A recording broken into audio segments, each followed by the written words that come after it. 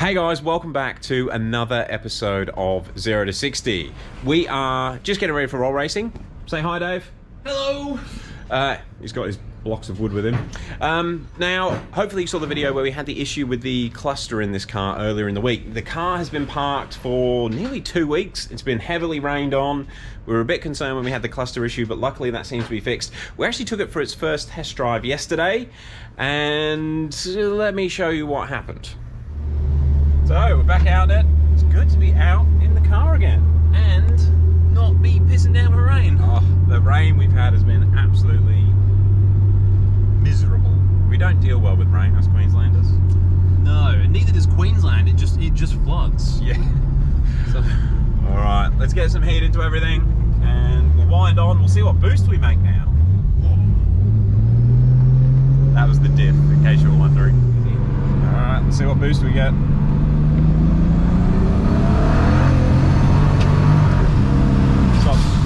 Alright, that hit 33 PSI, and we got misfires.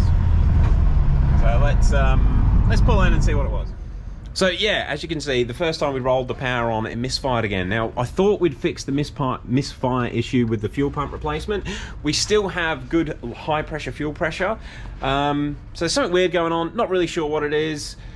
Could be a million different things, but we made the decision to wind the boost down.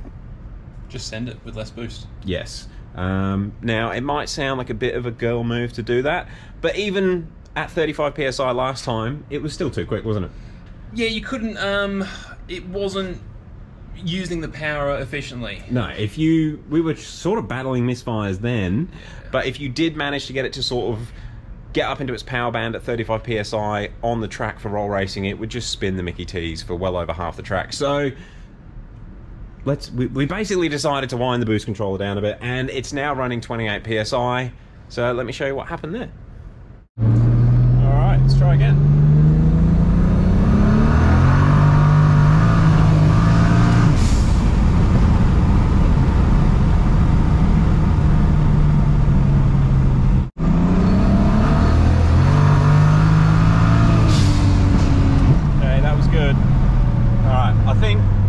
Under 30 PSI. It was 28 on the first pull, 29 on the second, no misfires. And it doesn't feel any slower. It still feels very fast. You can't use much of the throttle on the street. We did forget the dragging, but it's still spinning madly. Yeah. Alright, I think we'll head back.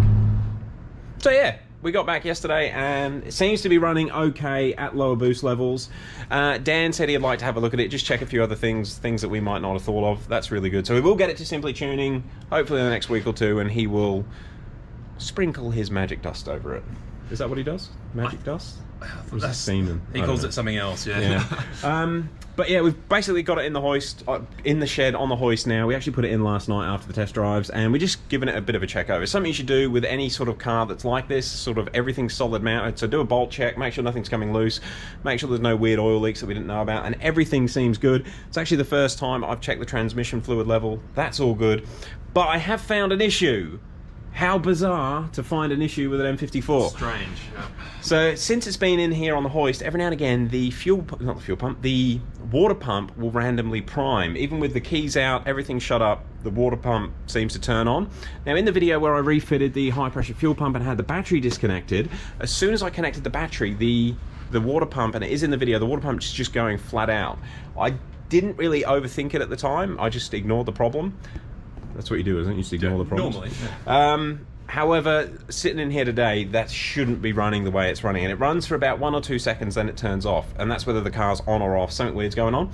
Did a few little bits of Googling. Looks like it could have been something with the intelligent battery sensor. Now, these cars have a ridiculous electronic system, but they have something that monitors voltage in the back. That little blue plug right there. So I unplugged that and then opened the door again. So what's basically been happening, every time I'd open the door until I unplugged that blue thing, the water pump would prime. Except for this time. It's not doing it now. No, I did actually know. I'd worked that out off camera. So since I unplugged and then replugged in that IBS module, it doesn't do it anymore. So something weird was going on with that IBS module. And I've just had a thought. Did you register the battery when we fit the new battery? No. No. Let's do that now. I reckon it might have been an issue with the battery registration, because the IBS, it does something with battery voltages and it might be resetting the car. I don't know. It's certainly something that's weird, but yeah, every time we open the door, actually every time I plugged in a working cluster, the water pump would run. And it goes to 100%, like it's... Yeah, but only for 1 or 2 seconds. Yeah. And if we don't want to end up with another motor like that, I am a little bit concerned about water pumps and making sure they're functioning as they should. I'm gonna use MHD. We'll register that battery. We were gonna street drive it this morning, but there's no point. Let's get the MTs back on and head to Rolls. We've got problems with the X5 to fix as well. It never ends. The X5 needs a blower motor. We've got to get that in before we go. All right, let's get on with some work. Now, I just thought I'd show you guys this. After we got back from the drive yesterday, I gave the car a pressure wash, and it's been bugging me how much crap is on the inner guards. And I'll just show you how much rubber is on the inside of this guard. That is thick burnout rubber. Oh, the pressure washer blasts it straight off, but more cleaning to be done. Should be looking fresh soon. All right, let's get on with that battery registration.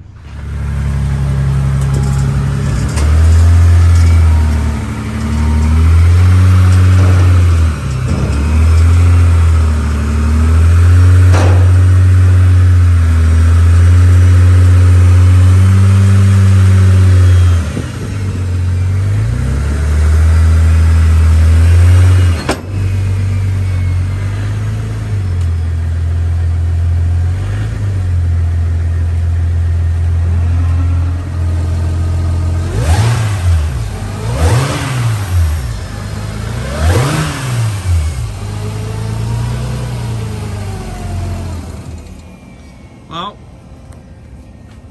we've done all we can do this morning. Still nervous about the smoke that comes out of it, but hey, could just be an oldish engine. Hopefully it doesn't blow up. Do you think it's going to blow up? No. I guess you guys will find out tomorrow if we blew it up at roll racing. This is the earliest... Oh, 0 to 60 crew. This is the earliest we've left in ages. That is 3 p.m. We're going to head down. Hopefully get a lot of footage of other cars racing. There's heaps of BMWs going. We're looking forward to it. This is going to be a short video, Dave. Yeah, and hopefully get a garage bay as well, a pit bay. Guys, we'll catch you tomorrow for some racing or potentially oil cleanup action. As always, wish us luck, but it's going to be a good night, I reckon. Let's do it.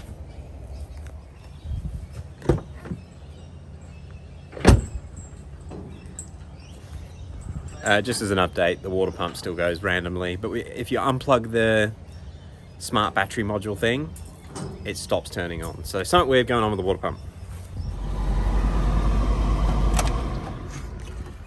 And the X5 seems to have a problem where it just loses voltage on everything, and we get a DSC error, and the blower motor will only work on flat out for some reason. If you turn it down, it runs for about 30 seconds, then everything shuts off. So we've got some electrical problems with this that we can't sort out either.